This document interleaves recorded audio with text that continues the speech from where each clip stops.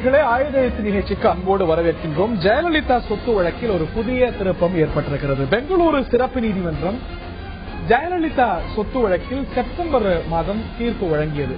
இதன் மீதான மேல்முறையீட்டு வழக்கில் விசாரணை முடிந்து தீர்ப்பு ஒத்திவைக்கப்பட்டிருக்கிறது. அதாவது ஜட்ஜ்மெண்ட் மட்டும்தான் வரணும், அது மட்டும்தான் பாக்கி. இந்த நிலையில அந்த வழக்கில் ஜெயலலிதாவுக்கு எதிராக அரசு வழக்கறிஞராக பவானி சிங்கை நியமித்தது செல்லாது, அவர் ஜெயலலிதாவுக்கு எதிராக வாதிட்டு இருக்க கூடாது என அன்பழகன் சார்பில், திமுகவுடைய பொதுச் செயலாளர் பேராசிரியர் அன்பழகன் சார்பில் ஒரு மனு தாக்கல் செய்யப்படுகிறது. அதில் இன்று தீர்ப்பு வரும் என்று அறிவிக்கப்பட்டிருந்தது. அதாவது அவருடைய கன்டென்ஷன் என்னன்னா, அன்பழகனை நியமித்தது தமிழ்நாடு லஞ்ச ஒழிப்புத்துறை. ஆக இதில் ஒரு கான்ஃபிளிக்ட் ஆஃப் இன்ட்ரெஸ்ட் இருக்கிறது. ஆக இது செல்லாது, கர்நாடகா தான் இதை செய்திருக்க வேண்டும் என்பது அவருடைய கன்டென்ஷன். இந்த நிலையில இன்று தீர்ப்பு வழங்கப்படும் என்று அறிவிக்கப்பட்டிருந்தது.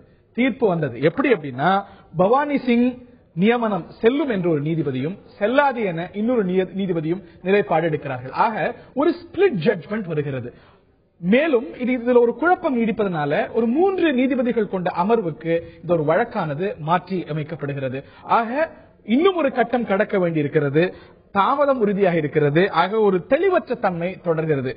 இதனது சட்ட விளைவுகள் என்ன, அரசியல் ரீதியான விளைவுகள் என்ன, பல கேள்விகள் எழுகின்றன. விரிவாக விவாதிப்போம் இன்றைய ஆயுத எழுத்து நிகழ்ச்சியில். மேலும் இது சார்ந்த கூடுதல் விவரங்களை எமது சிறப்பு செய்தியாளர் சலீம் டெல்லியில் இருந்து தர முதலில் கேட்போம். சொத்து வழக்கில் ஜெயலலிதா அவர்களுக்கு ஏற்கனவே பெங்களூரு சிறப்பு நீதிமன்றம் தண்டனை விதித்து தீர்ப்பளித்தது. 4 வருட சிறை தண்டனை, 100 கோடி ரூபாய் அபராதம். இதை எதிர்த்து ஜெயலலிதா தரப்பில் கர்நாடக உயர்நீதிமன்றத்தில் வழக்கு போடப்பட்டது. அந்த மேல்முறையீட்டு மனு மீதான விசாரணை எல்லாம் மார்ச் 11ஆம் தேதியே நடந்து முடிந்தது.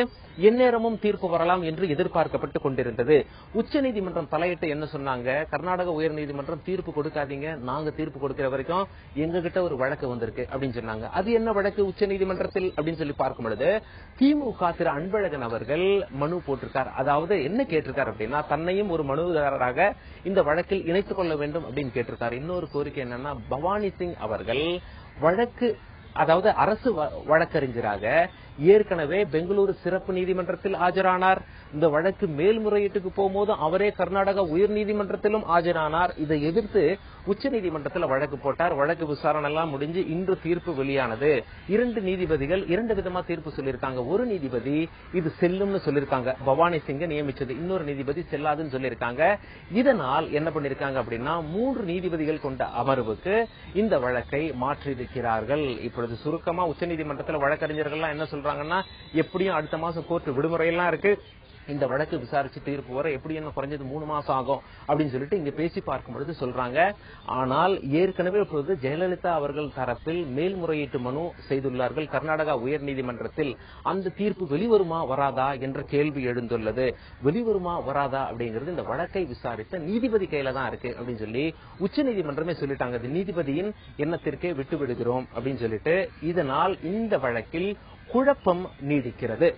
ஒரு குழப்பம், ஒரு அன்சர்டனிட்டி நீடிக்கிறது. தாமதத்துக்கான வாய்ப்புகள் தொடர்கின்றன. இதைத்தான் இந்த நிகழ்ச்சியில் நாம் விவாதிக்க இருக்கின்றோம். பல கேள்விகள் அரசியல் ரீதியாகவும் சட்ட ரீதியாகவும் எழுகின்றன.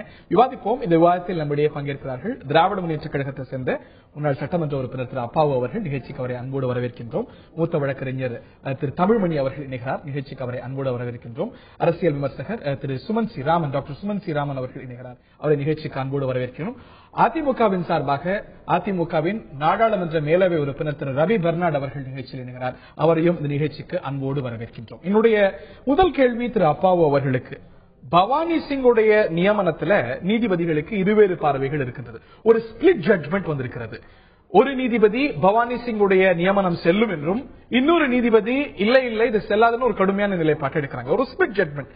ஆனால் திமுக பொதுச் செயலாளருக்கு இந்த வழக்கில் வாதியாகக்கூடிய வேலை இல்லை அப்படிங்கறதுல 2 நீதிபதிகளும் தெளிவா உறுதியான ஒரு நிலைப்பாட்டை எடுத்திருக்கிறார்கள். ஆக இந்த ஒரு வழக்குல வாதியாவது அப்படிங்கிறது உங்களுடைய உரிமை இல்ல, it is not your right அப்படின்னு உறுதியாக இருக்கிறது. ஆக இந்த வழக்கை பொறுத்த வரைக்கும் உங்களுக்கு ஒரு அரசியல் உள்நோக்கம் இருக்கிறது அப்படிங்கிறது உறுதியா இருக்கிறது இல்லையா திராப்பா? இல்ல, நீங்க தவறான தகவல். அரசியல் உள்நோக்கம் எங்களுக்கு எப்போதுமே இருந்தே கிடையாது.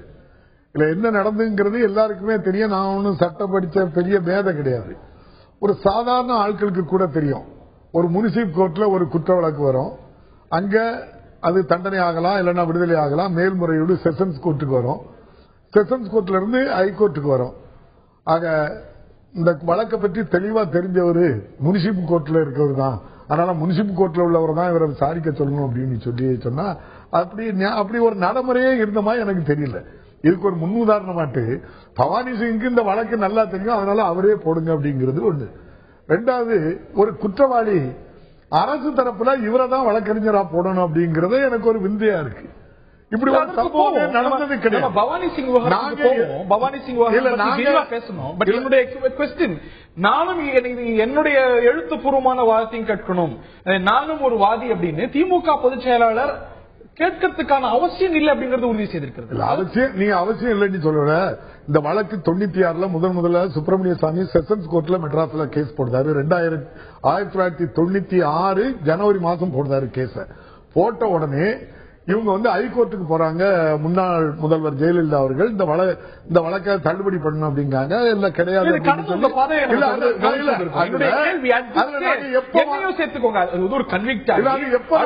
போயிருக்கும் போது என்னுடைய எழுத்துப்பூர்வமான வார்த்தையும் கேளுங்க. நானும் ஒரு இதை மட்டும் நான் எதுக்காக அவங்க வாரம் அப்படின்னு சொன்னா, அந்த வழக்கு நடந்துகிட்டு இருக்கும் போது ஆட்சி 96 இருந்து 2001 ஆட்சி மாற்றம் வருது. ஆட்சி மாற்றம் வந்ததுக்கு அப்புறம் அந்த வழக்கு நடந்துகிட்டு இருக்கும்போது, தனி கோர்ட்ல சென்னையில் நடந்துகிட்டு இருக்கும்போது 79 சாட்சிகள் பிறர் சாட்சியா மாறுதாங்க. ஒரு அரசினுடைய அதிகாரம், குற்றவாளி, சாட்சி 3 பேரும் ஒண்ணு சேர்றாங்க. அப்ப இது ஒரு நீதித்துறைக்கே மிகப்பெரிய ஒரு சவால். அந்த நேரத்தில் தான் பேராசிரியர் அவர்கள் இதுல தலையிடுறாரு. இது இங்க நடந்தாங்க. ஆட்சி, அதிகாரம், சாட்சி எல்லாரும் ஒரே குற்றவாளி, எல்லாரும் ஒரே கருத்துல இருக்கிறாங்க, இங்க நியாயம் கிடைக்காது அப்படின்னு சொல்லி வரிசையா எல்லா கோர்ட்டுக்கும் போய் சுப்ரீம் கோர்ட் தான் உடனே திரும்ப அவங்களுக்கு என்ன செய்ய சொன்னாங்க, கர்நாடகத்துல இந்த வழக்க நடத்துங்கன்னு சொல்லி ஆச்சாரியாவை அரசு வழக்கறிஞரா நியமிச்சது. யார் நியமிச்சா? கர்நாடக அரசு தான் நியமிச்சு. அவருக்கு அதற்கு பிறகு வழக்கு நீண்ட காலம் நடந்து தீர்ப்பு வந்தாச்சு, அதாவது கீழ் நீதிமன்றத்துல. ஆனா இந்த கட்டத்துல திரு அன்பழகன், பேராசிரியர் அன்பழகன் இதுல இணைத்துக் கொள்றதுக்கான அவசியம் இல்லை அப்படிங்கறது 2 நீதிபதிகளும் உறுதி செஞ்சிருக்காங்க. நீங்க இந்த வழக்குல இவங்களுக்கு தண்டனை கொடுத்த உடனே உயர் நீதிமன்றத்துல போய் அவங்களுக்கு பெயில் போடுறாங்க. அதுல எழுத்துப்பூர்வமாட்டு இதே பவானி சிங் அவங்கள என்ன செய்றாங்க, பெயில் கொடுக்காங்கன்னு சொல்றாங்க. சொல்லிட்டு அங்க விவாதம் நடக்கும் போது அவர் சொல்றாரு ஜாமீன்ல விடலாம் அப்படின்னு சொல்றாரு. ஒரு அரசு வழக்கறிஞர் இந்த வழக்கு ஒரு குற்ற வழக்கு, லஞ்ச ஒழிப்புத்துறை மூலம் பதிவு செய்யப்பட்ட ஒரு வழக்குல நீங்க ஜாமீன்ல விடுங்கன்னு சொன்னா எவ்வளவு தூரத்துக்கு இந்த நீதித்துறையில ஏற்கனவே பல தடவை குற்றச்சாட்டு நீதி அரசரால் கண்டிக்கப்பட்ட அவதாரம் கட்டப்பட்டவர் ஒரு ஒரு உச்ச நீதிமன்றத்தில் இன்னைக்கு இருக்கிறாங்க. அவங்க 2 ஆணையத்திலயும் இருக்கிறாங்க, எதிர்ப்பிலையும் இருக்காங்க. உடனே அதுல இருந்து விலகிருந்தாங்கல்ல. இங்க ஒரு கான்ஃபிளிக்ட் ஆஃப் இன்ட்ரெஸ்ட் பார்வை. ஒரு மனசாட்சியோட அவர்கள்ட்ட கேட்க இருக்கின்றேன். இந்த வழக்கில் பவானி சிங் உடைய நியமனம் செல்லாது அப்படின்னு கூறக்கூடிய ஜஸ்டிஸ் மதன்வீர் லோகூர் ரொம்ப கடுமையான ஒரு நிலைப்பாட்டை எடுக்கிறார். ஒரு கடுமையான சொல்லாடலை பயன்படுத்துகிறார். ஒரு குற்ற வழக்கை எப்படியெல்லாம் நடத்தக்கூடாது என்பதற்கு இது உதாரணம். It is a sign of the failure of the criminal justice delivery system. criminal justice delivery system ஒரு தோல்வி அப்படின்னு வர்ணிக்கிறார். இதை தாண்டி it indicates how persons in power could manipulate criminal justice delivery system.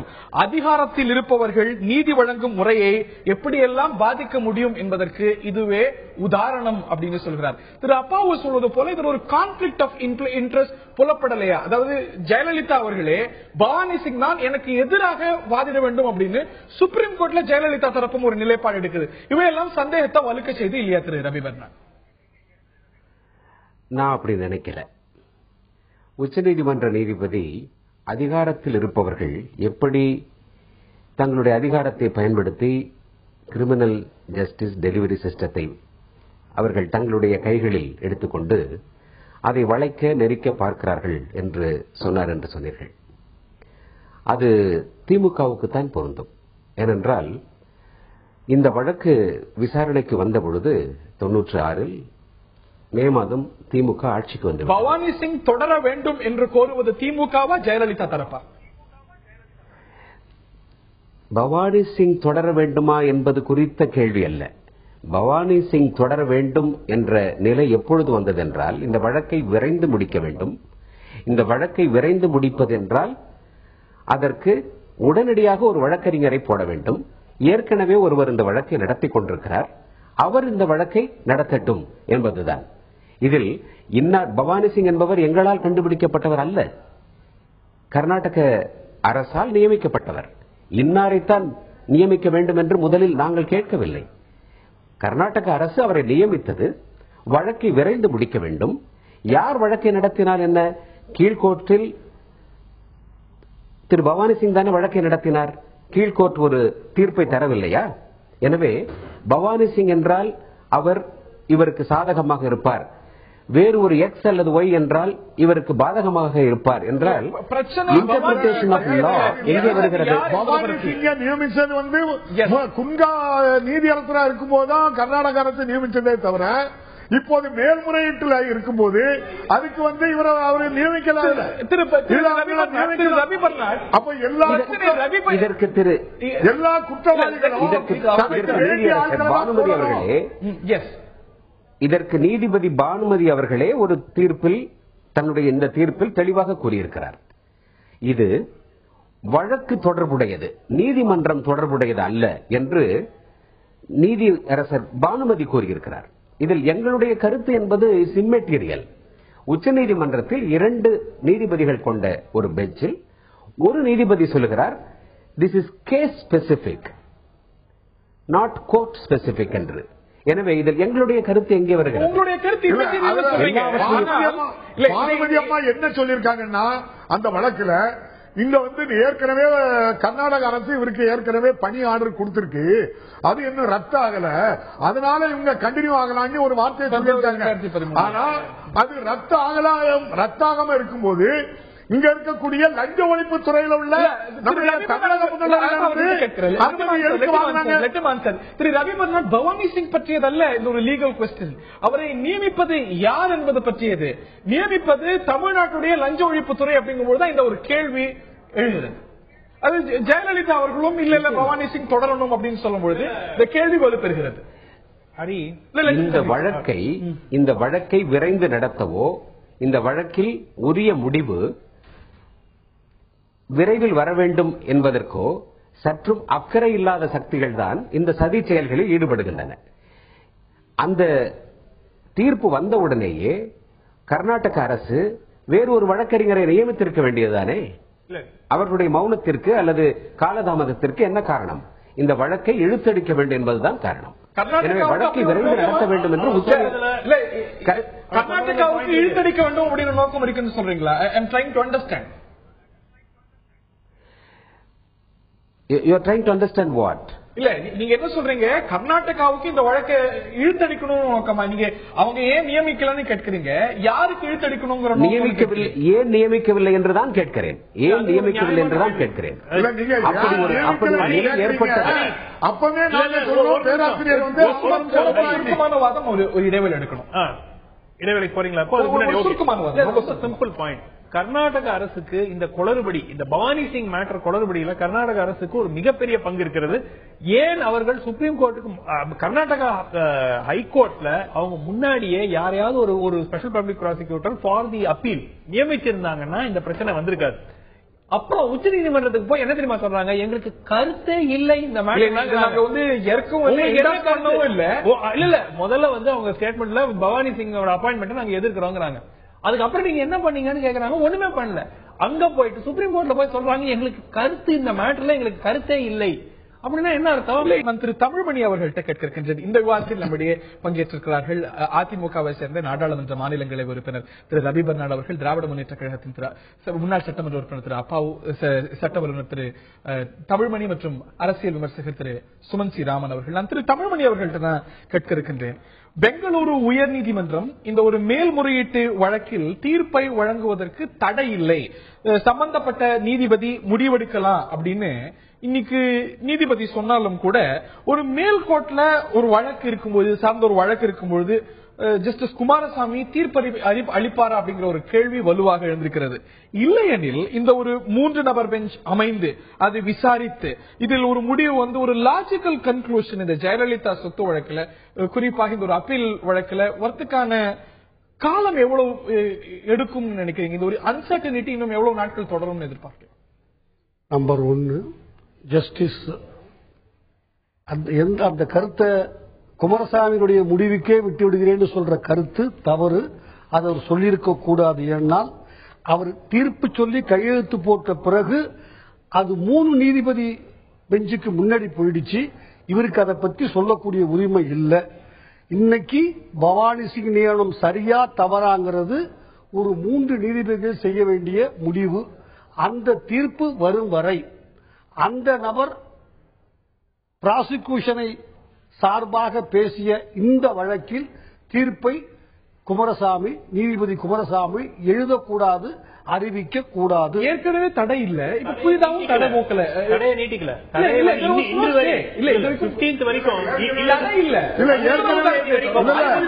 ஏற்கனவே சுப்ரீம் கோர்ட் சொல்லிருக்கு பவானி சிங் பிரச்சனை முடிஞ்ச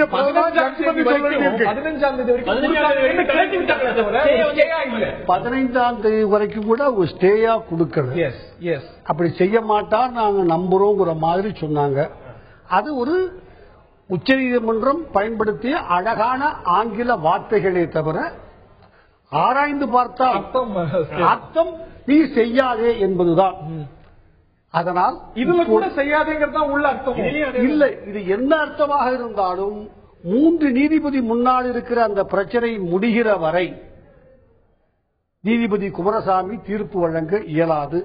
நீங்கள் கேட்ட அடுத்த கேள்வி, உச்சநீதிமன்றம் உண்மையிலேயே முடிவுக்கு கொண்டு வர வேண்டும் என்று விரும்பினால் இன்னும் ஒரு 25 நாட்கள் இருக்கின்றன அவர்கள் விடுமுறைக்கு. இது வக்கீல்கள் இருக்கிறார்கள், கிட்டத்தட்ட ஒரு முறை ஒரு ரிஹர்சல் பார்த்து வாதிட்டு விட்டார்கள். 1 மணி நேரத்தில் ஒதுக்கினால் இந்த வழக்கை முடித்து வைத்து விடலாம். ஒரு ஸ்பிளிட் ஜட்ஜ்மெண்ட் இருக்கிறது, இருவேறு கருத்து இருக்கு. அப்படிங்கும்போது இன்னும் ஒரு ஆழமாக இது போய் தாமதமானதுக்கான இருதரப்பு வாதங்களையும் கேட்டு இன்னும் தாமதமானதுக்கான வாய்ப்பும் தென்படுது. இது மிக மிக இந்த வித்தியாசம் என்பது ஒரு மிக சிறிய அளவில் தான் இருக்கிறது. ஒன்றை நான் மிக பெருமையோடு சொல்லிக் கொள்கிறேன். இவ்வளவு முக்கியத்துவம் வாய்ந்த வழக்கில் கூட உச்சநீதிமன்ற 2 நீதிபதிகள் அவசரம் கருதியோ அவசியம் கருதியோ தங்கள் கருத்துக்களை சமரசம் செய்து கொள்ளாமல் தங்கள் நிலைப்பாட்டில் உறுதியாக இருந்து தீர்ப்பு வழங்கியிருக்கிறார்கள். இதை நான் நீதியின் வெற்றி, நீதியின் மாண்பு என்று சொந்த முறையில் கருதுகிறேன். மிக மிக நிச்சயமாக ஒரு அவசரம் கருதி ஏதோ முடித்து விடுவோம் என்று அள்ளி தெளித்த கோலத்தில் செய்துவிடாமல், இல்லை 3 மாதம் ஆனால் ஆகிவிட்டு போகட்டும், என்னுடைய நிலைப்பாடு இது, அவருடைய நிலைப்பாடு இது என்று சொல்லுகிற அளவுக்கு இந்திய நீதிமன்றம் மேன்மையாக இருக்கிறது. நான் பெருமைப்படுகிறேன். 1. 2, மிக அதிகமாக போனால் ஒரு 3 மாத காலம் தள்ளி போகக்கூடும். அதை தவிர வேறு ஒன்றும் நடந்துவிடப் போவதில்லை. திரு அப்பா உங்களுக்கு மாற்று பார்வை இருக்குன்னு நினைக்கிறேன். தாண்டி என்னோட இன்னொரு கேள்வியும் கேளுங்க. இதுல அந்த அடிப்படை விஷயத்துக்கே வருவோம். அரசு வழக்கறிஞர் தமிழ்நாட்டு அரசின் பிரதிநிதி. இந்த ஒரு வழக்கை பொறுத்த வரைக்கும் லஞ்ச ஒழிப்புத்துறை, தமிழ்நாடு லஞ்ச ஒழிப்புத்துறை தான் ப்ராசிக்யூட்டர். அப்படிங்கும்போது அது தெளிவா பல இடங்கள்ல உறுதியா இருக்கிறது. ஆக தமிழக லஞ்ச ஒழிப்புத்துறை ப்ராசிக்யூட்டரை ஏற்கனவே இந்த வழக்கில் வாதித்தவரை தொடர்ந்து அப்பாயின்ட் பண்ணது, இதுல என்ன தவறு கண்டீங்க? அதாவது சிஆர்பிசி 24(1) ஐயாவுக்கு நல்லா தெரியும், தெளிவா குறிப்பிடப்பட்டிருக்கு. எந்த நீதிமன்றத்தில் நடக்கிறதோ உயர் நீதிமன்றத்தில் அந்த அரசு வழக்கறிஞர்களை நியமிச்சு வச்சிருக்காங்க. இப்ப இன்னைக்கு தமிழ்நாட்டில் அதிமுக ஆட்சி நடக்கு. இங்க வழக்கறிஞர்கள் யார் நியமிச்சு வச்சிருக்கா? அரசு வழக்கறிஞர்களை திராவிட முன்னேற்ற கழகமோ தேமுதிகவோ இல்ல பாட்டாளி மக்கள் கட்சியா நியமிச்சு வச்சிருக்கு. யாரு அரசோ அவங்க தான் பண்ணிருக்காங்க. அதே போல உயர் நீதிமன்றம் இது சார்ந்ததான் கேட்கிறேன். அரசு வழக்கறிஞர் இந்த வழக்கை பொறுத்த வரைக்கும், அதாவது குன்ஹாவுடைய பெஞ்சில் நடந்த தீர்ப்பு வழக்கில் கூட யாருடைய பிரதிநிதி, யார் ப்ராசிக்யூட்டர்? டிபிஎஸ்சி தானே. அதாவது பவானி சிங் யார் அந்த வழக்கில்? இல்ல, வழக்கினுடைய அடிப்படையே நீங்க என்னன்னு கேளுங்க. ஆட்சி நடத்துக்கு ஆட்சி அதிகாரத்தில் இருக்கவங்களும் சாட்சிகளும் அதே மாதிரி குற்றவாளியும் 3 பேரும் ஒண்ணு சேர்ந்துதான் 79 பிறர் சாட்சியை மாத்தினாலதான் பிறர் சாட்சியா மாறினாலதான் ஒரு சின்ன இதுக்கு பதில் சொல்லுங்க. உயர்நீதிமன்றம் போன வழக்குல யார்? தமிழ்நாடு லஞ்ச ஒழிப்பு துறையால நியமிக்கப்பட்ட அவங்களுடைய பிரதிநிதி வழக்கு நடத்துறது லஞ்ச ஒழிப்புத்துறை தமிழ்நாடு. நடைபெறுகிற இடம் வந்து பவானி சிங். கர்நாடக வழக்கறிஞர் யாருடைய பிரதிநிதி? கர்நாடக அரசுடைய பிரதிநிதியாக தான் குன்ஹா அவர்கள் நீதியரசராக இருக்கும் போது நியமிக்கப்பட்டார். குன்ஹாவுடைய ஜட்மெண்ட் ஆச்சாரியால யார் நியமிச்சார்? இது வந்து குன்ஹாவுடைய ஜட்மெண்ட். இது வந்து அவர் வந்து கர்நாடக அரசாங்கத்துடைய பிரதிநிதி அப்படிங்கிறீங்க. குன்ஹாவுடைய ஜட்மெண்ட், ஜஸ்டிஸ் குன்ஹா வழங்கிய ஜட்மெண்ட்ல பவானி சிங்கை எப்படி ஜஸ்டிஸ் குன்ஹா குறிப்பிடுகிறார் அப்படின்னா, Shri G Bhavani Singh, special public prosecutor for the state of Tamil Nadu, Department of Vigilance and Anti-Corruption. அவரை DVSC உடைய பிரதிநிதியாக நான் சொல்றேன். நீங்க அவருடைய பிரதிநிதி வழக்கு நடத்துறது, இந்த வழக்கில் குற்றம் சாட்டப்பட்டவர்களுக்கு தண்டனை வாங்கி கொடுக்க தான் பவானி சிங்க போட்டிருக்கு. ஆச்சாரியாவை போட்டிருந்து அவருக்கு அடுத்த அதே இடத்துல தான் இவர் இருக்காரு. நியமன ஆணை பவானி சிங் யார் வழங்கினா? கர்நாடக அரசு வழங்குச்சு. ஐயா கூட ஒரு இது சொன்னாங்க, கர்நாடக அரசு இதுல மெத்தனை போக்குனாங்க. இந்த வழக்கை நடத்திட்டு இருக்க லஞ்ச ஒழிப்புத்துறை மேல்முறையீட்டுக்கு போன உடனே கர்நாடக அரசு அணுகி நீங்க ஒரு வழக்கறிஞர் போடுங்க கேட்கக்கூடிய பாயிண்ட விட்டுறீங்க. முதல்ல வந்து பவானி சிங் எப்படி முதல்ல உள்ள வராருன்னா, ஆச்சாரியா ராஜினாமா பண்றாரு. ஆச்சாரியாவுடைய ராஜினாமாவை அப்போ இருந்த வந்து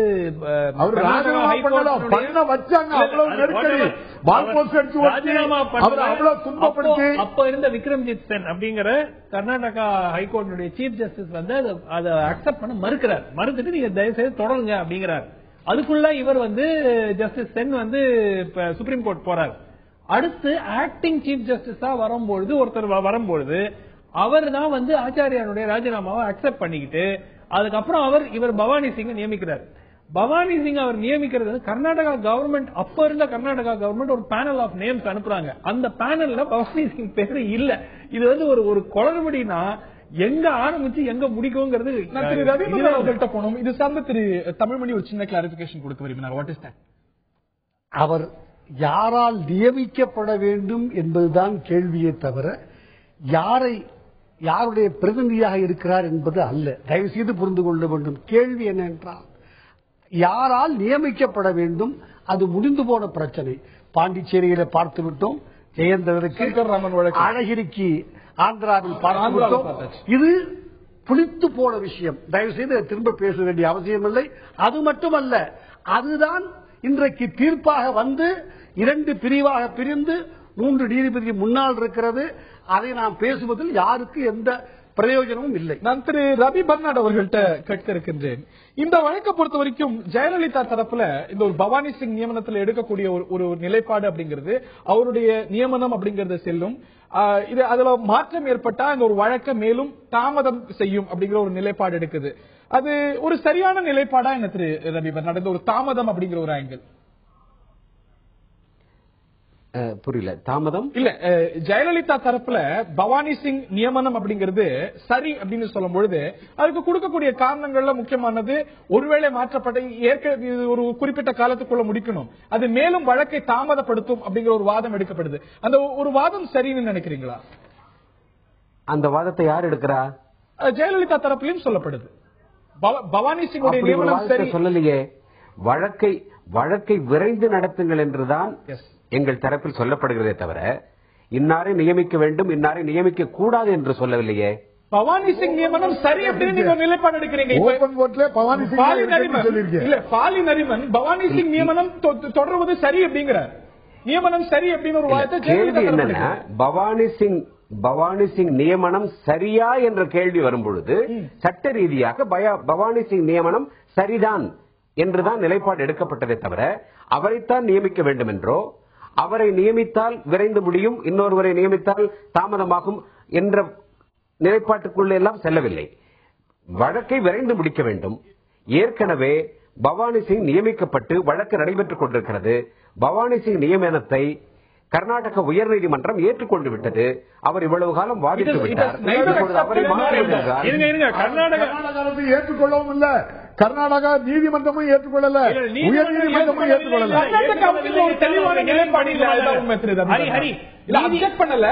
நீதிமன்றம் ஏற்றுக்கொள்ளவில்லை என்றால் ட்ரையல் பண்ணிருக்க முடியாது. இப்ப ஃபுல்லா வந்து ஜட்மெண்ட் ரிசர்வ் ஸ்டேஜ் வரைக்கும் அரசு வந்து கவனம் இருந்துட்டாங்க. அவர் முடிச்சுட்டோம். கர்நாடகா ஒரு மௌனம் காக்கிறது, ஒரு தெளிவான நிலைப்பாடு எடுக்கல. 3 மாதங்களாக இந்த வழக்கு நடைபெற்றுக் கொண்டிருக்கும் பொழுது கர்நாடக அரசிடமிருந்து எந்த எதிர்ப்பும் இல்லாமல், எந்த நிலைப்பாடும் இல்லாமல், அது எதையும் சொல்லாமல் அமைதியாக இருந்ததுதானே உண்மை. காரணம் கோர்ட்ல அந்த வழக்கு இருந்ததுனால, வழக்கு கோர்ட்ல இருந்தனால கவர்மெண்ட் சும்மா இருந்தாங்க. சுப்ரீம் கோர்ட்லயே அதான் கேட்டிருக்காங்க, ஏங்க நீங்க சும்மா இருந்தீங்க, உங்களுக்கு நடக்குது தெரியும். நீ சுப்ரீம் கோர்ட் இப்படியே கேள்வி கேட்டிருக்காங்க, பவானி சிங்கை அப்பாயிண்ட் செய்து நீங்க ஏற்றுக்கிறீங்களா இல்லையாரு, கருத்து எங்களுக்கு கிடையாது. ஒரு மாநில அரசு எங்களுக்கு கருத்து கிடையாது என்று சொல்லிய பிறகு உங்க மாநிலத்தில் அந்த ஜூரிஸ்டிக்ஷன்ல நடக்கிற ஒரு வழக்கு இருக்கும் போது அதுக்கு அரசு வழக்கறிஞர் போடுறது அந்த அரசு தான்ங்கிறது தமிழ்நாட்டில் இருக்க அரசுக்கு தெரியாதா? இங்க ஆட்சியில் இருக்கவங்களுக்கு தெரியாதா? இவங்க ஏன் அதுக்கு ஆர்டர் கொடுக்காங்க? இதே பவானி சிங்குக்கு இங்க லஞ்ச ஒழிப்புத்துறை எதுக்கு அனுமதி கொடுக்கணும்? இப்ப வந்து யார் வேணாலும் எந்த வழக்கறிஞரையும் வச்சிடலாம். இப்ப வந்து பாலியல் அரிமனை வச்சிருக்காங்க பெயில் எடுக்க. அவங்க உங்க வழக்குல அவங்க வந்து கர்நாடகத்துல இருந்து தண்ணியை தரக்கூடாதுன்னு சொல்லி கர்நாடகா அரசுக்கு அவங்க வழக்கறிஞர்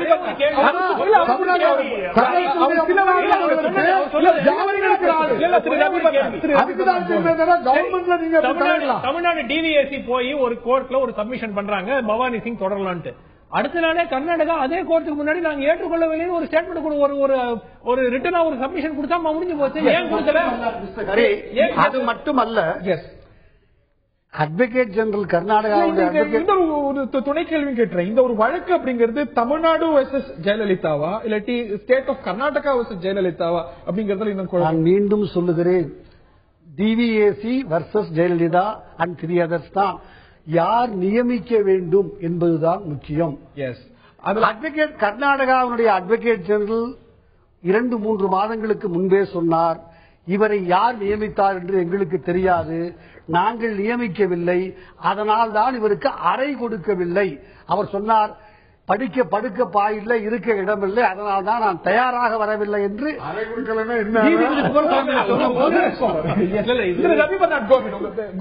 தொடருங்க திரு ரவி பன்னாடு, உங்களுடைய கருத்துக்களை தொடருங்க. இந்த வழக்கை பொறுத்தவரை இதுவரையிலும் நண்பர்கள் கூறிய கருத்துக்கள் எல்லாம் பலமுறை விவாதிக்கப்பட்டு அதெல்லாம் கடந்த காலமாயிற்று. That's part of history now. இப்பொழுது நீதிமன்றத்தின் முன் ஒரு கேள்வி வந்திருக்கிறது. அந்த கேள்வி என்பது திரு பவானி சிங் தொடரலாமா, பவானி சிங் வாதிட்டது சரியா, அல்லது வேறு ஒருவர் நியமிக்கப்பட்டிருக்க வேண்டுமா என்ற கேள்வி வருகின்ற பொழுது ஒரு நீதிபதி சொல்லுகிறார் கூடாது என்று, மற்றொரு நீதிபதி முறையான காரணங்களோடு, அவரும் உச்சநீதிமன்ற நீதிபதி தான், அவர் ஏதோ தொலைக்காட்சியினுடைய விவாதத்தில் கருத்து கூறிய கருத்து அல்ல அது, அவரும் நீதிபதி தான், அவர் சொல்லுகிறார் தொடரலாம் என்று அவர் கூறுகிறார், அவர் வாதிட்டது தவறில்லை என்று அவர் கூறுகிறார். இது மூவர் கொண்ட அமர்வுக்கு மாற்றப்படுகிறது. இதில் வேறு உள்நோக்கங்களோ அல்லது தமிழ்நாடு அரசினுடைய லஞ்ச ஒழிப்புத்துறை இதில் முறைகேடு செய்தது, அல்லது தமிழ்நாடு அரசு லஞ்ச ஒழிப்புத்துறை பவானி சிங் தான் வேண்டும் என்று கேட்டுக்கொண்டது என்றெல்லாம் பேசுவது மேடை பேச்சாக இருக்குமே தவிர, அரசியல் ரீதியான விமர்சனமாக இருக்குமே தவிர, அறிவு ரீதியான கருத்தாக இருக்க முடியாது. ஏனென்றால் அப்படி பவானி சிங் அவர்கள் நியமிக்கப்பட்டது தவறு என்றால் 3 மாதமாக இந்த வழக்கு நடைபெற்றுக் கொண்டிருந்திருக்கிறது, கர்நாடகாவில் நடைபெற்றுக் கொண்டிருந்திருக்கிறது. கர்நாடக அரசுக்கு இந்த வழக்கை நடத்துவதற்கான செலவை தருவது கூட தமிழக அரசு தான், தமிழக அரசினுடைய லஞ்ச ஒழிப்புத்துறை தான். அப்படி இருக்கும் பொழுது அங்கே ஒரு வழக்கு நடைபெறுகிறது, ஒரு வழக்கறிஞர் ஆஜராகிறார், ஒவ்வொரு நாளும் அது பற்றிய செய்திகள் வந்து கொண்டிருக்கின்றன. இதற்கு உடனடியாக கர்நாடக அரசு ஒரு விளக்கத்தை கேட்டிருக்க வேண்டாமா? ஆமா, அங்க செஞ்சிருக்கணும், முதல்ல கர்நாடகா ஹைகோர்ட்ல செஞ்சிருக்கணும். ஏதோ தவறு செய்தால் நம்ம மரியாதைக்குரிய ரவி பர்னாடு அவர்கள் பேசும்போது அறிவுபூர்வமான விஷயங்கள் இதுல நடக்கல அப்படின்னு சொன்னா அதுக்கும் காரணம் தமிழக அரசு தானே, லஞ்ச ஒழிப்பு தமிழ்நாடு அரசினுடைய இயலாமை தானே. தமிழ்நாடு அரசு ஒரு குற்ற வழக்க லஞ்ச ஒழிப்பு துறை மூலம் நடத்துது, சரியா நடத்தக்கூடிய அளவுக்கு அதுக்கு தகுதி இல்லைன்னா இங்க இருக்கக்கூடிய அரசும் அரசு நிர்வாகமும் சரியா செயல்படாத காரணத்தினால்தான் லஞ்ச ஒழிப்பு துறை எங்கேயோ கைகட்டி நின்று யாரை நியமிக்கணும், யார் மேல வழக்கு போட்டு யாருக்கு தண்டனை வாங்கி கொடுக்கணுங்கிறது கூட தெரியாம திசை மாறி அது பேருகிட்டு இருக்கு. இன்னைக்கு இந்த வழக்கில் சம்பந்தப்பட்டிருக்கக்கூடியவங்க முன்னாள் முதல்வர். இந்த முதல்வர் இங்க இருக்கும் போது கர்நாடகத்திலிருந்து தண்ணி தரக்கூடாதுன்னு சொன்னது பாலி நாரிமன். அதே வழக்கறிஞரை வச்சுதான் இன்னைக்கு பெயில் வாங்கி உட்கார்ந்து இருக்காங்க முன்னாள் முதல்வர் அவர்கள். நீங்க அதே மாதிரி உங்களுக்கு வேண்டிய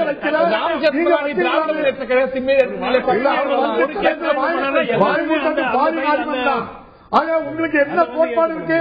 இந்த கர்நாடகத்துல இருந்து தண்ணி தரமில்லை சொல்றவரை கூட வச்சு உங்க விஷயத்துக்கு பயன்படுத்துறீங்க. அப்படிப்பட்ட நீங்க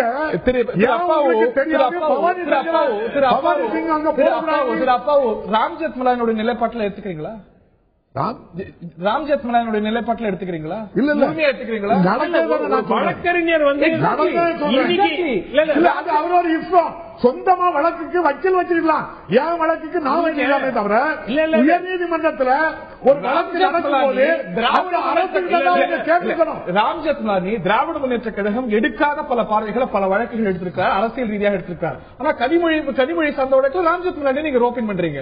அது போல பாலி நரிமனா அவங்க ப்ரொஃபஷனலா ரோப்பின் பண்றது அது வந்து ஒரு அரசியல் ரீதியாக ஒரு வழக்கறிஞருடைய தொழில் வந்து தன்னுடைய கிளையண்டை டிபெண்ட் பண்றதுதான். இன்னைக்கு ஒரு வழக்கறிஞர் அதிமுக ஒரு தலைவருக்காக வரலாம், நாளைக்கு திமுக தலைவருக்கு அதே வழக்கறிஞர் வரலாம். அதனால கர்நாடகா ஒரு நாளைக்கு வரலாம், இன்னைக்கு தமிழ்நாடு வரலாம். அது வந்து தப்பு கிடையாது. ராம்ஜெத் மலானி கேஸ் மாதிரி தான். அதை வந்து நீங்க பாலி நரிமன் கர்நாடகாவுக்காக காவேரியில பேசினாரு, அதனால அவர் இந்த கேஸ்ல வரக்கூடாது. ஒரு அரசுக்கு உயர்நீதிமன்றத்தில் வழக்கு நடக்கு. பவானி சிங்குடைய நியமனம் செல்லுமா செல்லாதா இதுவரைக்கும் தெளிவா தெரியல. ஏனென்றால் உச்ச நீதிமன்றத்தில் 2 நீதிபதிகள் இருவேறு பார்வைகள் எடுத்திருக்காங்க. 3 நீதிபதிகள் கொண்ட அமர்வுக்கு மாற்றப்பட்டிருக்கிறது. இதுல ஒரு தெளிவு கிடைப்பதற்கு இன்னும் ஒரு கட்டம் நகர வேண்டியிருக்கிறது. இதனது விளைவுகள் என்ன? இந்த தாமதத்துடைய இந்த அன்சர்டனிட்டியுடைய அரசியல் விளைவுகள் என்னவாக இருக்கும்? ஏனென்றால் இப்பொழுது பரவலாக அரசியல் அரங்கத்தில் முணுமுணுக்கப்பட்டது அப்படின்னா இந்த ஒரு தீர்ப்புல ஒரு முடிவு வந்த பிறகு தேர்தல் ஒரு ஸ்னாப் போல் வரலாம், உடனடியாக தேர்தல் நடத்தப்படுறதுக்கான வாய்ப்பு இருக்கிறது என்பதெல்லாம் பேசப்பட்டது. இந்த நிலையில இந்த ஒரு தாமதம் அன்சர்டனிட்டி தொடர்கிறது. 3 மாசத்துல தமிழ்மணி முடியும் அப்படிங்கிறார். நடுவுல இது சம்மர் வெக்கேஷன் வருகிறது, அதுக்குள்ள முடியுமா அப்படிங்கிற கேள்வி எழுகிறது. திமுக சில சந்தேகத்தை எழுப்புறது, பாமக சில சந்தேகத்தை எழுப்புறது. இது ஒரு லாஜிக்கல் கன்க்ளூஷனுக்கு வர எவ்வளவு நாள் ஆகுங்கிற கேள்வி எழுகிறது. 2016 ரொம்ப தொலைவில் இல்ல. இதனது அரசியல் விளைவுகள் என்னவா இருக்கும் நினைக்கிறீங்க? இல்ல இப்போ மிக முக்கியமா அதிமுக என்ன செய்யணும் அப்படின்னாக்க, இந்த கோர்ட்ல நடக்கிற விஷயம் ஒரு புறம் இருக்கட்டும், கவர்னன்ஸ்ல போக்கஸ் பண்ணணும். ஏன்னா உங்களுக்கு நீங்க அக்டோபர் மாதம் அந்த வேர்டிக்ட் வரும்போது இருந்த ஒரு அனுதாப அலை அப்படின்னே சொல்லலாம். அது வந்து எந்த அளவுக்கு இப்போ இருக்கும் அப்படிங்கிறது ஒரு குவெஸ்டனபிள், யோசிச்சு சொல்ல வேண்டிய ஒரு விஷயம். ரெண்டாவது விஷயம் மிக முக்கியமா பார்க்க வேண்டியது ஒரு சென்ஸ் ஆஃப் ட்ரிஃப்ட். அதாவது ஒண்ணுமே நடக்கலைங்க, அப்படியே ட்ரிஃப்ட் ஆயிட்டு இருக்கு அப்படிங்கிற ஒரு பரவலா மீடியால நிறைய எழுதிட்டு இருக்காங்க. அதை பத்தி அதை வந்து அதாவது அந்த பேச்சை நிறுத்துறதுக்கு அடுத்த 3 மாதமோ 6 மாத காலத்தில் ஒரு series of decisive steps governance நடந்துட்டு இருக்கு, தமிழ்நாட்டில் நல்லா நடந்துட்டு இருக்கு அப்படிங்கிறது. இது வந்து யாருக்கு கிரெடிட் போகும்? யாருமே வந்து என்ன நடவடிக்கை இப்ப எடுக்கப்பட்டாலும் ஜெயலலிதா உடைய ஆர்டர்ல தான் அது நடக்குதுங்கிறது எல்லாருக்குமே தெரியும். யாருமே வந்து அந்த கிரெடிட்டை வந்து திரு ஓபிஎஸ்க்கு கொடுக்க போறது இல்ல, மக்களுக்கும் அவ்வளவு தெரியாமல் ஒண்ணும் இல்ல.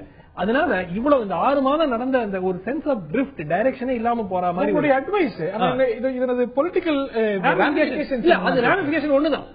இது வந்து விரைவில் ஏற்கனவே வந்து ஒரு ஸ்னாப் போல் வருமா, ஒரு குயிக்கா ஒரு 6 மாசத்துக்கு முன்னாடியே வந்து தேர்தலை வந்து அறிவிப்பாங்களா அப்படிங்கிற ஒரு பேச்சு இருக்கு. 2 விஷயம். இப்ப கோர்ட் செப்டம்பர்ல 2G வழக்கினுடைய ஜட்மெண்ட் வருங்கிற ஒரு எதிர்பார்ப்பு இருக்கிறது. சோ அந்த கணக்கும் வந்து அரசு வந்து அது மனசுல வச்சிட்டு இருப்பாங்க. சோ இப்போ இன்னும் இந்த சென்ஸ் ஆஃப் ட்ரிஃப்ட் ஜாஸ்தி ஆயிட்டே போச்சுன்னாக்கா எதிர்கட்சிகள் ஒன்று கூடும் வாய்ப்பு இருக்கிறது. திமுக இப்போ ஏற்கனவே வந்து திமுக அந்த பழைய இருந்த அந்த ஸ்ட்ரென்த் இல்ல அப்படிங்கிறது பரவலா ஏற்றுக்கொள்ள ஒரு விஷயம்.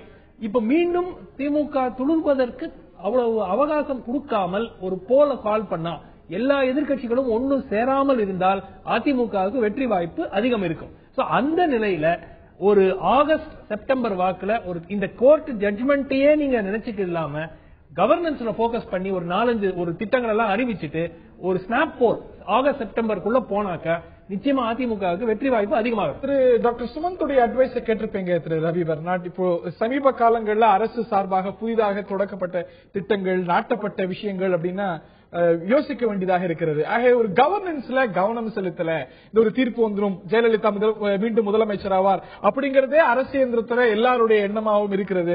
ஒரு கவர்னன்ஸ் கொஞ்சம் கவனம் செலுத்தப்படாமல் இருக்கிறது என்கிற ஒரு குற்றச்சாட்டு வைத்திருக்கிறார். He has also given advice. Thiru Ravi Barnard, உங்களுடைய பார்வையை சார்ந்து.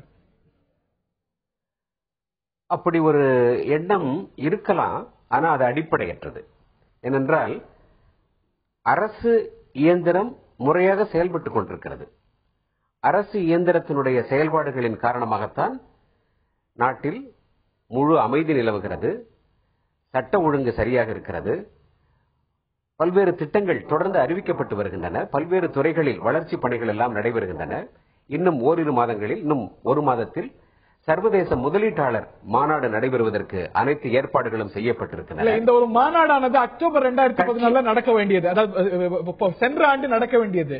இதுவரைக்கும் எங்க நடக்க போகுது, எப்படி நடக்க போகுது, மேல நடக்கும் அப்படின்னு இப்போ சமீபத்தில் அறிவிக்கப்பட்டது. அதற்கான சமிஞைகள், அதற்கான ஏற்பாடுகள், உலக முதலீட்டாளர்கள் மாநாட்டுக்கான ஒரு பிரம்மாண்ட ஏற்பாடுகள்லாம் நடக்குதாங்கிற கேள்வி இருக்கிறது. நீங்க உங்களுக்கே தெரியும், ஜெயலலிதா இருந்த போது அரசு இயந்திரம் எப்படி இயங்கிட்டு இருந்தது, இப்ப எப்படி இயங்கிட்டு இருக்குன்னு. Relatively there is a huge difference.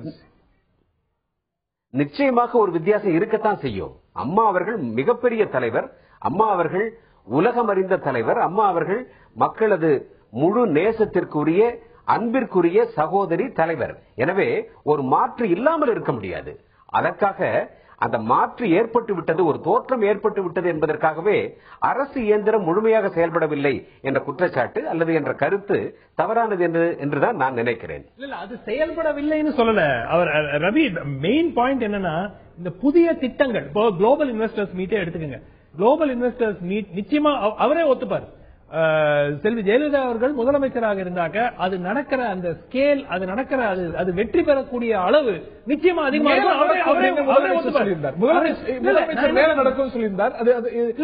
அதை வந்து இப்போ அதை பெரிய லெவல்ல வெற்றி அடைய வச்சுட்டாங்கன்னா, அதே மாதிரி புதிய திட்டங்கள் அதெல்லாம் வந்துச்சுன்னா நிச்சயமா அவர்கள் வெற்றி வாய்ப்பு அவர்கள்ட்ட கேட்க இருக்கின்றேன். இதனது அரசியல் விளைவுகள் இப்பொழுது ஒரு தாமதமும் அன்சர்டனிட்டியும் தான் இந்த ஒரு வழக்கில் நமக்கு கண்ணுக்கு தெரியுது. எப்ப தீர்ப்பு வரும், இப்படியும் வரலாம் அப்படியும் வரலாம். கான்ஸ்டிடியூஷன் பெஞ்ச் உடனடியாக இந்த ஒரு பெஞ்ச் ஆனது உடனடியாக கான்ஸ்டிடியூட் பண்ணப்படலாம், சம்மர் ஹாலிடேஸ் தாண்டி போலாம், முன்னாடி வரலாம். ஒரு குழப்பம் இருக்கிறது. உடனடியா எதுவும் கண்ணுக்கு முன்னாடி தெளிவா இல்லை. இந்த ஒரு தெளிவின்மை அப்படிங்கிறது என்ன மாதிரியான அரசியல் விளைவை ஏற்படுத்த நினைக்கிறீங்க? இது திமுகவுக்கு சாதகமாக அமையும் என்பது என்னுடைய கணிப்பு. இரண்டு விஷயங்களை நான் பதிவு செய்ய வேண்டும்.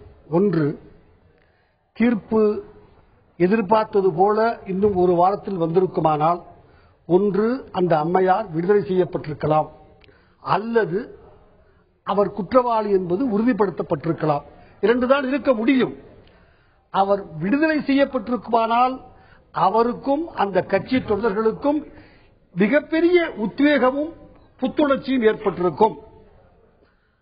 ஒருவேளை அவர் குற்றவாளி என்று உறுதி செய்யப்பட்டிருக்குமானால் அது எந்தவித மாற்றத்தையும் ஏற்படுத்தி இருக்காது. என்னவென்றால், ஒரு 6 மாதத்திற்கு முன்னாலேயே முதல் அதிர்ச்சியை தமிழக மக்கள் தாங்கிக் கொண்டு விட்டார்கள். 6 மாதத்திற்கு பிறகு வருகிற இரண்டாவது அதிர்ச்சி அந்த அளவுக்கு அதுக்கு இம்பாக்ட் இருக்காது.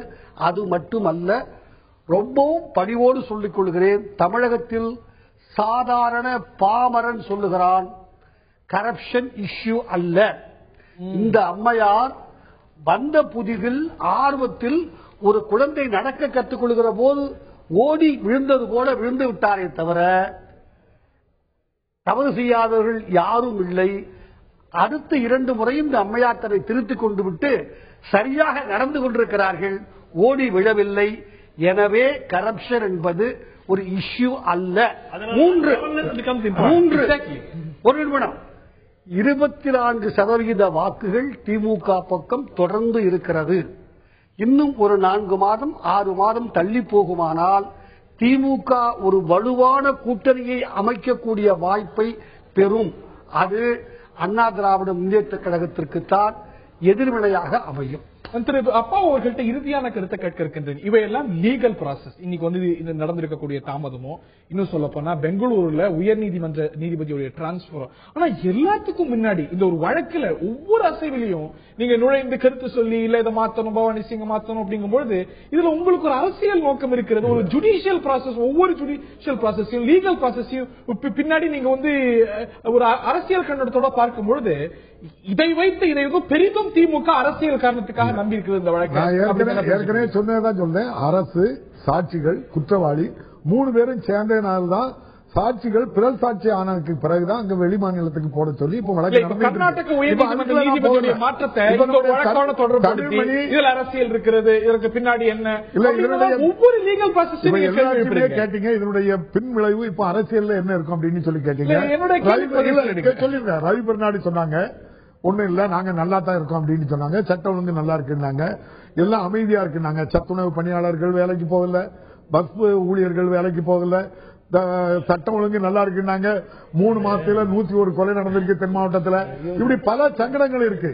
அவங்க ராமன் சார் சொல்லும் போது அழகா சொன்னாங்க, இது வந்து அதிமுகவுக்கு ஒரு பின்னடைவை ஏற்படுத்திக்கிட்டு இருக்கு அப்படின்னு சொன்னாங்க. தமிழ்மணி சார் ரொம்ப தெளிவா அதை சொல்லிட்டாங்க. இப்போ அவங்களுக்கு அதிமுகவுக்கு ஒரு முக்கியமான பிரச்சனை என்னன்னா, இப்ப அக்ரி கிருஷ்ணமூர்த்தி உள்ள இருக்கிறாரு. எதுக்கு உள்ள இருக்காருங்கிறது உங்களுக்கு தெரியும். வெவ்வேறு விஷயங்கள் இதெல்லாம் ஆட்சியினுடைய அவல நிலை. இன்னைக்கு திண்டுக்கல்ல ஒரு சேர்மன் கைது பண்ணிருக்காங்க. எதுக்குன்னா அம்மாவுக்கு விடுதலை ஆகணும் கேஸ் அப்படின்னு சொல்லி கோயில்ல கும்பிட போறதுக்கு இவரு மண் அடிக்கிறவரு பணம் கொடுக்கலன்னு சொல்றேன். திமுக ஏன் இதை வந்து கேஸ வந்து இவ்வளவு முக்கியமா பாக்குறாங்க? திமுகவுடைய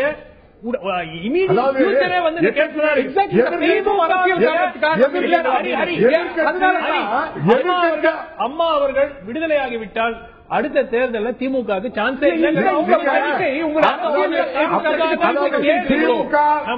ஆட்சி அமைக்கதான் திமுக நோக்கம் இல்ல. மக்களுக்கு சேவை செய்யணும். எங்களுக்கு சமூக அமைப்பு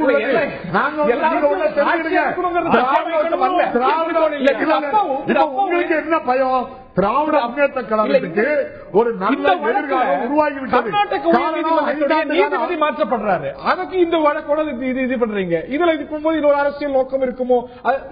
ஏன் இப்போ இவ்வளவு இந்த ஒரு தீர்ப்பை, இந்த ஒரு வழக்கை மையப்படுத்தி இவ்வளவு அரசியல் பின்னணி பார்க்கிறீங்க? இந்த வழக்கை 3 மாசத்துக்குள்ள முடிக்கல இவ்வளவு குதிக்கிறாங்க. பத்திரிகைகள், ஊடகங்கள், அதிமுக அதை தொடர்பு உள்ளவங்க எல்லாம் பேசுறாங்க. 18 வருஷம் இந்த வழக்கை இழுத்தடிச்சது யாரு? அதைத்தானே லோகூர் சொல்லி இருக்கிறாரு. ஒரு ஆட்சி அதிகாரத்தில் இருக்கிறவங்க இவ்வளவு தூரத்துக்கு நீதித்துறையில நீதித்துறையே தலைகுனிய அளவு வைக்கக்கூடிய அளவுக்கு பதினாக்கி அவங்களுக்கு என்ன அழுத்தம் எல்லாம் எங்க இருந்து பேர் குனி பாருங்க. சாதாரணமா ஒரு ஜட்ஜ்மெண்ட் சொல்ல மாட்டாங்க. இது வந்து இந்த பவானி சிங்க போடக்கூடாதுங்கிறதுக்கு 24(1) இருக்கு. அதுக்கப்புறமா அதை போட்டுறாங்க. போட்டு இதே காலதாமதத்துக்கு அவங்கதான் காரணம். நாங்க இதுல போய் எந்த தவறும் பண்ணல. எதிர்கட்சி தன்னுடைய கடமையை செய்கிறது. இந்த அரசு செய்கிற அக்கிரமங்கள், மக்கள் விரோத போக்குகளை மக்களுக்கு வருங்காலத்துல எல்லா மக்களும் இப்ப ஏடிஎம்கேக்கு ஒரு டிபால்ட் சட்ட விளைவுகள் என்ன? பல கேள்விகள் தொடர்ந்து எழுந்திருக்கின்றன. நேர்களுடைய பார்வை என்ன? சொத்து வழக்கில் தொடரும் தாமதம் இது யாருக்கு சாதகமாக அமையும்? மக்கள் எப்படி பார்க்கிறார்கள் கேட்கலாம்.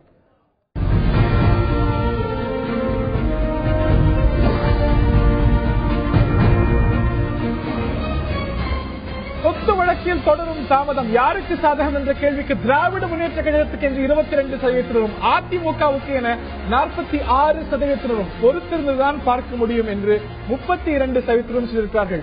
இந்த தாமதமும் கூட அதிமுகவுக்கு சாதகமாக அமையும் என்று 46%, திராவிட முன்னேற்ற கழகத்துக்கு என்று 22% I reserve my comments. பொறுத்திருந்து பார்ப்போம் என்று 32% சொல்லியிருக்கிறார்கள். அந்த 32% ரொம்ப முக்கியமானது. அதே வேளையில அதிமுகவுக்கு சாதகமாக அமையும் என்று 46%, திராவிட முன்னேற்ற கழகத்துக்கு ஆதரவாக அமையும், சாதகமாக அமையும் என்று 22% சொல்லியிருக்கிறார்கள். இது நடப்பது பியூர்லி ஒரு லீகல் ப்ராசஸ். ஒரு தாமதம் ஏற்பட்டிருக்கிறது. இது ஒரு அரசு வழக்கறிஞருடைய நியமனம். அதாவது ஒரு மாநிலத்தில் இன்னொரு மாநிலத்துக்கு போய் மாற்றி நடக்கும்போது இதுக்கு ஒரு முன்னுதாரணம் இல்லை. ஆகையினால சட்ட ரீதியாகவே சில குழப்பங்கள் ஏற்பட்டிருக்கிறது. ஆகையினால் தான் 2 நீதிபதிகளுக்கும் இருவேறு பார்வைகள் இருக்கிறது. அதை தெளிவுபடுத்த 3 நீதிபதிகள் கொண்ட அமர்வுக்கு இது சென்றிருக்கிறது. அந்த ஒரு முடிவு எப்பொழுது வரும், இந்த ஒரு மேல்முறையீட்டு வழக்கில் எப்பொழுது ஒரு தெளிவு பிறக்கும், எப்பொழுது இந்த ஒரு தீர்ப்பானது வரும், இவையெல்லாம் பொறுத்திருந்து பார்க்க வேண்டியது. ஆகவே ஒவ்வொன்றும் பல அரசியல் விளைவுகளும் சட்ட ரீதியான விளைவுகளையும் சேர்த்தே கொண்டவை என்பதில் யாருக்கும் மாற்று கருத்து இருக்க முடியாது. நிகழ்ச்சியில் பங்கு பெற்ற திரு ரவிவர்நாடு அவர்களுக்கும், திரு அப்பாவு அவர்களுக்கும், திரு தமிழ்மணி அவர்களுக்கும், டாக்டர் சுமன் ஸ்ரீராமன் அவர்களுக்கும், பார்த்த நேயர்களுக்கும் நன்றி.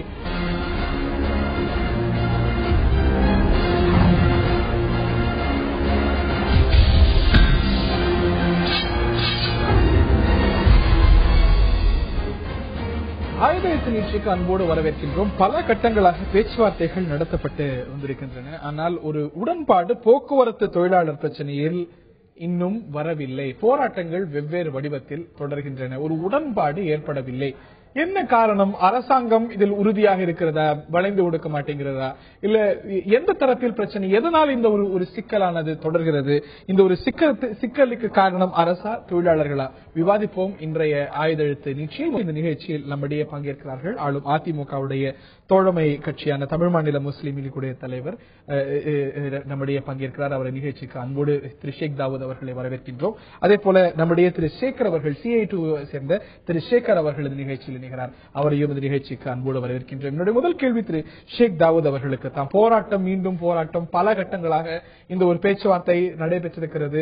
தொடர்ந்து இந்த ஒரு இழுபறியானது தொடர்கிறது. இந்த 12வது ஊதிய ஒப்பந்தமானது 1/9/2013 அமலுக்கு வந்திருக்க வேண்டும். ஆனால் இந்த ஒரு இழுபறிக்கு பெரிதும் அரசுடைய அணுகுமுறை குற்றம் சாட்டப்படுகிறது. இல்ல, இது அரசுடைய அணுகுமுறை குற்றச்சாட்டு இல்ல.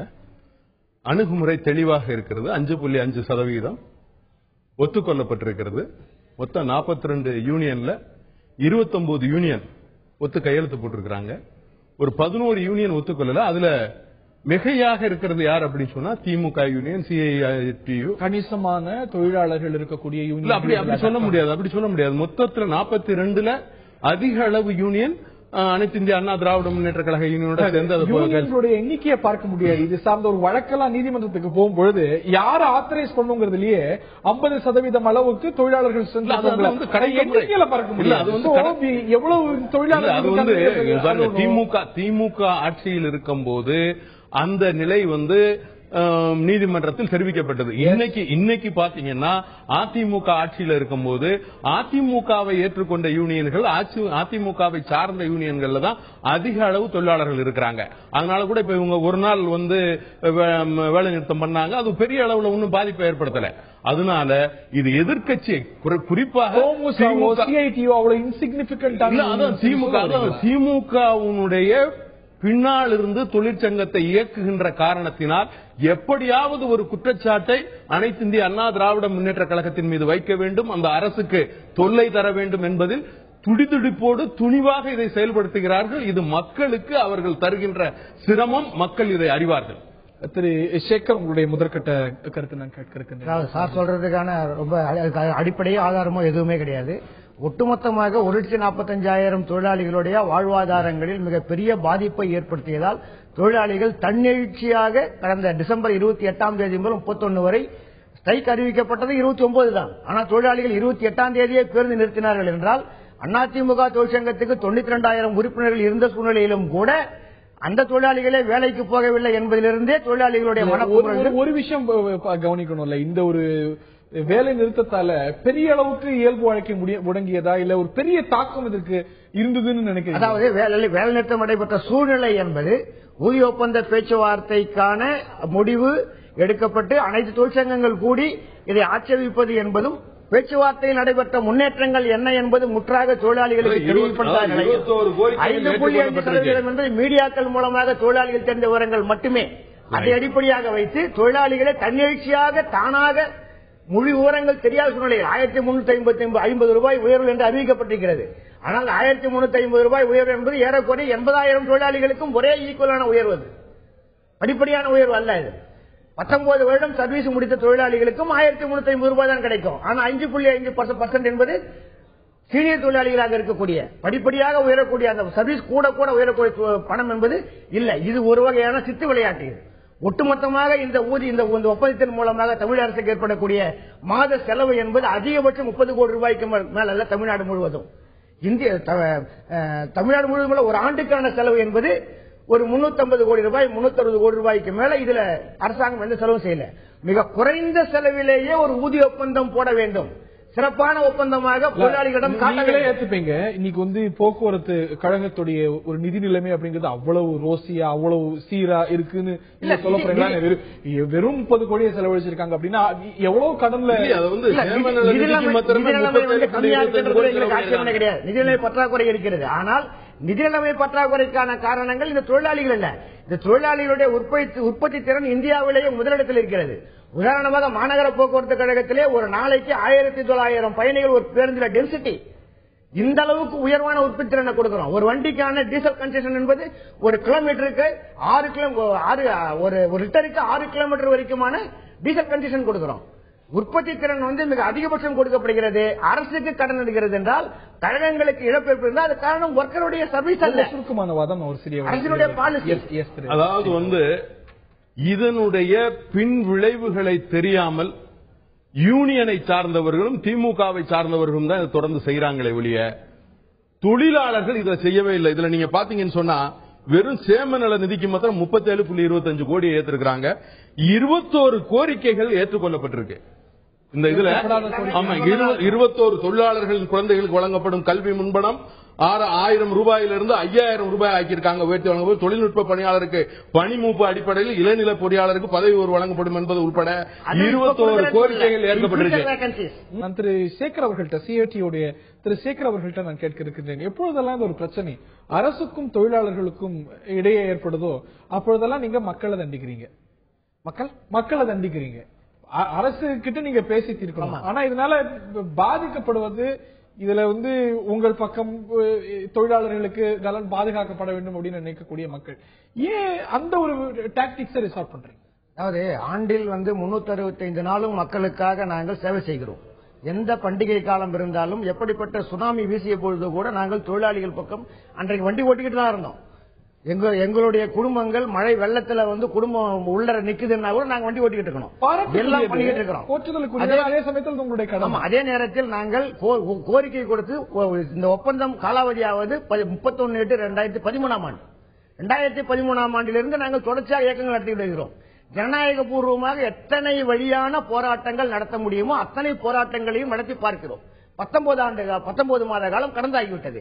இதற்கும் மேல் பொறுமையாக இருப்பது என்பது அது எப்படி சாத்தியமாக இடத்துல இந்த ஒரு இம்பாஸ் தொடருது அப்படின்னு நினைக்கிறீங்க? நேர்களுக்கு விளக்க கேட்டுக்கிறேன். இந்த எதுல இந்த இழுபறி நீடிக்குது? சில இடங்கள்ல அரசாங்கம் உங்களுடைய நீங்க சொன்ன கோரிக்கைகளை ஏற்காமல் இல்லை. எந்த இடத்துல உங்களுக்கு மாறுபாடு? அரசாங்கத்தினுடைய பொருளாதார கொள்கை தான் இதுக்கு தடையாக நிற்கிறது. மத்திய அரசாங்கம் மாநில அரசாங்கத்தினுடைய பொருளாதார கொள்கைகள் என்பது பொதுத்துறை எந்த கோரிக்கை அரசாங்கம் ஏற்காம இருக்குது? அதனால இந்த ஒரு போராட்டத்தை நீங்க நீடிக்கிறீங்க? எங்களுடைய கோரிக்கை என்பது ஒன்று ஊதியம், இரண்டாவது அந்த பென்ஷன் என்பது அனைத்து தொழிலாளிகளுக்கும் வழங்கப்பட வேண்டும் என்பது, இன்னொன்று ஏறக்குறைய இந்த புதிய தொழிலாளிகளாக வேலைக்கு எடுக்கக்கூடிய தொழிலாளிகளுக்கு ஒப்பந்தப்படியான சம்பளம் 500 ரூபாய் கொடுக்க வேண்டும். மினிமம் வேஜஸ் ஆக்ட் குறைந்தபட்ச கூலிக்கும் குறைவாக கொடுக்க கூடாது என்ற சட்டம் இருக்கிறது. அந்த சட்டத்தின்படி 400 ரூபாய் சம்பளம் கொடுக்க வேண்டும். அந்த ஊதியத்திற்கும் குறைவாக இன்றைக்கு 300 ரூபாய் 305 ரூபாய் என்று இந்த ஒப்பந்தத்திலே அரசாங்கம் வழங்குவதாக கூறியிருக்கிறது. குறைந்தபட்ச கூலி சட்டத்திற்கு குறைவாக ஒரு முதலாளி கூலி கொடுக்க முடியும் என்றால் அந்த முதலாளி நிறுவனம் நடத்துவதற்கே முதலாளி இருப்பதற்கே லாயக்கில்லை என்று உச்சநீதிமன்றம் உத்தரவு போட்டிருக்கிறது. அதை கூட ஒரு மாநில அரசாங்கம் கொடுக்க மறுக்கிறது என்றால் அதை எப்படி ஒப்பந்தம் அவர் சொல்வது போல இவ்வளவு கால தாமதம் அப்படிங்கிறது இட் இஸ் அன்ஜஸ்டிஃபைட். வெறும் எதிர்கட்சிகள் இதை சாபட்டேஜ் பண்ணிருக்க முடியாது. ஒரு தொழிலாளர்கள் மத்தியில இதற்கு ஒரு ஏற்பு இல்லை அப்படிங்கறதுனாலையும் அது அரசாங்கத்துக்கும் தொழிலாளர்களுக்கும் இடையே ஒரு ஒப்பந்தம் ஏற்பட முடியாது. அதாவது நீங்க அவங்க சொல்றதை ஏற்கல. இவ்வளவு நாட்கள் தாமதம் நீடிக்கிறது. 2013 வந்திருக்க வேண்டிய ஒரு விஷயம் இன்னி வரைக்கும் இந்த ஒரு குழப்பம் நீடிக்குது அப்படின்னா இதுக்கு அரசாங்கம் பொறுப்பே இல்லை நீங்க சொல்றீங்க. இல்ல, இதுக்கு ஒரு விளக்கம் நான் உங்களுக்கு சொல்லணும். என்ன அப்படின்னு கேட்டீங்கன்னா, ஒரு வரைமுறை இருக்கு. இந்த தொழிற்சங்கங்கள்ல தொடர்ந்து ஒரு வரைமுறை கையாளப்படுது. என்ன வரைமுறைனா, எந்த கட்சி ஆட்சியில் இருக்கிறதோ அந்த கட்சியினுடைய தொழிற்சங்கம் தான் இதை முன்னெடுத்து வைக்கணும். ஆமா, அதிமுக முன்னெடுத்து வைக்கணும். அப்ப இந்த அதிமுக முன்னெடுத்து வைக்க ஏற்பாடு செய்வதற்கு இந்த சங்கங்கள் எல்லாம் அவங்களுக்கு கடிதம் கொடுக்கணும். அப்ப திமுகவுடைய சங்கம் அதை கொடுக்கல. அந்த லேட்டுக்கு யார் காரணம்? திமுகவுடைய தொழிற்சங்கம் தான் கொடுக்கல, இழுத்தடிச்சுக்கிட்டே வந்தாங்க. கடைசியாக பேச்சுவார்த்தை பண்ணும் போதுதான் குடுக்கறோம்னு ஒத்துக்கிட்டாங்க. எல்லா சங்கமும் 2013ஆம் ஆண்டு அப்ப அதை ஒத்துக்கிட்டதுக்கு பிறகுதான் பேச்சுவார்த்தை சொன்ன. அப்ப முழுக்க இதுக்கு யார் காரணம் என்றால் திமுகவுடைய தொழிற்சங்கம் தான் காரணம். இது எல்லாருக்குமே நல்லா தெரியும். இது யாருக்கும் தொழிற்சங்கங்களுக்கு யாருக்கும் தெரியாத ஒரு பெரிய உண்மையை நான் இன்னைக்கு வெளிக்கொண்டு எல்லாருக்குமே தெரியும். எல்லாரும் என்ன நினைக்கிறாங்கன்னா 2013 இருந்து இன்னைக்கு வரையும் கொடுக்கல. ஏன் கொடுக்கல? அதை முன்னுக்கு எடுத்து செல்ல வேண்டிய தொழிற்சங்கமாக இருக்கக்கூடிய அனைத்து இந்திய அண்ணா திராவிட முன்னேற்ற தொழிற்சங்கம் சரியாக இருந்தது. இவர்கள் உயர் நீதிமன்றத்துக்கு சென்று நீதிமன்றத்திலே ஒரு ஆணையை பெற்று வைத்திருந்தார்கள். திமுக நாங்க தான் முன்னெடுக்கணும்னு சொல்லிட்டு, அப்ப நீங்க முன்னெடுக்கணும்னு சொன்னா அவங்க அதுக்காக முன்னெடுக்காம இருந்துட்டாங்க. இவங்க முன்னெடுக்கிறது செயல்பாட்டில் நடக்கல. அப்ப இந்த சங்கங்கள் எல்லாம் ஒன்று கூடி மக்களை தண்டிப்பதற்காக இதை செய்திருக்கிறார்கள். இந்த ஒரு கோரிக்கைகள்ல பல கோரிக்கைகள் நியாயம் இருக்குன்னு ஏத்துக்கிட்டாலும் கூட இதை வைத்து அரசியல் நடக்கிறது. இரு பக்கமும் மறுப்பீங்களா? அரசியல் என்பது அதாவது ஒட்டுமொத்தமாக இன்றைக்கு அரசியல் இல்லாமல் எதுவுமே இல்லை என்பது யதார்த்தம். எல்லாத்திலுமே அரசியல் இருக்கிறது. அரசை அரசை எதிர்ப்பதற்கான இந்த டிரான்ஸ்போர்ட் இன்றைய போக்குவரத்து கோரிக்கை என்பது அரசியல் சார்ந்த கோரிக்கைகள் அல்ல. வாழ்வாதாரம் சார்ந்த கோரிக்கைகள், ஒப்பந்தம் வர வேண்டிய ஒரு கோரிக்கைகள். ஆனால் அதுல அணுகுவதில் அரசியல் இருக்கிறது. அணுகுவதில் அரசியல் அல்ல, அரசினுடைய கொள்கைகள் தான் அதுக்கு தடையாக காரணமாக இருக்கிறது. மத்திய அரசாங்கத்தின் மாநில அரசாங்கத்தினுடைய கொள்கைகள் என்பது பொதுத்துறை நிறுவனங்களை தனியார் மயப்படுத்தும் நடவடிக்கையுடைய ஒரு முயற்சி தான் இது. இன்னொன்னு, இந்த பயணிகள் பஸ் போக்குவரத்து என்பது சாதாரண மக்களுக்கான சேவை செய்யக்கூடிய ஒரு சர்வீஸ் செக்டார். இந்த சாதாரண மக்களுக்கான சேவையை தனியாரிடம் முற்றிலும் ஒப்படைப்பது என்ற அந்த மத்திய அரசாங்கத்துடைய கொள்கை இப்ப பார்லிமெண்ட்ல ஒன்று கொண்டு வர போறாங்க. Road safety bill 2015. அந்த மசோதா கொண்டு வந்த பிறகு போக்குவரத்து கழகங்களே இருக்க முடியாது என்ற நிலையை இன்றைக்கு மத்திய அரசாங்கம் கொண்டு வர முயற்சி செய்கிறது. இந்த சூழ்நிலையை மாநில அரசாங்கம் சாதகமாக பயன்படுத்திக் கொண்டு ஒப்பந்தமே போடாமல் இருப்பதன் மூலமாக தொழிலாளிகளுக்கு கொடுக்க வேண்டிய நியாயமான சம்பளத்தை நிராகரித்து விடலாம், அரசின் செலவினத்தை குறைத்துக் கொள்ளலாம். இதுதான் அரசியலை தவிர தொழிலாளிகள் கோரிக்கை வைப்பது, கேட்பது, போராடுவது என்பது அரசியல் அல்ல. அதாவது தோழர் எந்த நிலைப்பாட்டை எடுத்து இதை சொல்றாரு? மத்திய அரசு இனிமே கொண்டு வர போற சட்டத்துக்காக இப்பவே மாநில அரசு தயாராகுதுங்கிற மாதிரி தோழர் சொல்ல வராரு. இல்லவே இல்ல. உண்மை. மற்ற தொழிற்சங்கங்கள் எல்லாம், அதாவது 29 தொழிற்சங்கங்கள் ஒத்துக்கொள்ளும் போது நீங்க மொத்தம் இந்த 13 தொழிற்சங்கங்கள், அதுக்கு திமுகவோட சேர்ந்து எதிர்கட்சியாக இருக்கக்கூடிய தொழிற்சங்கங்கள், கூட்டணியில இல்லாத தொழிற்சங்கங்கள், நீங்க மொத்தம் எதிர்த்துக்கிட்டு ஏன் ஒம்பு பண்ணிருக்கீங்க? 29 தொழிற்சங்கங்கள் கையெழுத்து போடுறாங்க. தொழிலாளிகள் 29 தொழிற்சங்கத்தை தொழிலாளி ஒப்பந்தத்தை 5.5% ஒப்பந்தத்தை ஏற்றுக்கிட்டு இருக்கிறாங்க. 5.5% ஏத்துக்கிட்டு இருக்காங்க.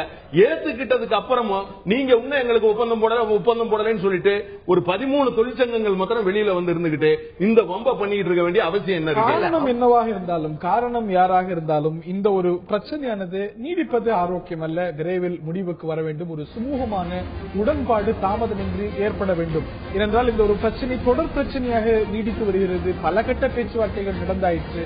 ஆனால் இந்த ஒரு பிரச்சனையானது நீடிக்கிறது. ஒரு சுமூக உடன்பாடு ஏற்பட வேண்டும். இரண்டு தரப்பும் பேசி இந்த ஒரு உடன்பாடு அப்படிங்கிறது விலகி போகாமல் விரைவில் எடுக்க வேண்டிய ஒரு விஷயம். இது தொழிலாளிகளுடைய நலன் சார்ந்த ஒரு விஷயம் ஆகிய காரணத்தினால் நிகழ்ச்சியில் பங்கு பெற்ற 2 விருந்தினர்களுக்கும் பார்த்த நேயர்களுக்கும் நன்றி கூறி விடைபெறுகிறேன். வணக்கம்.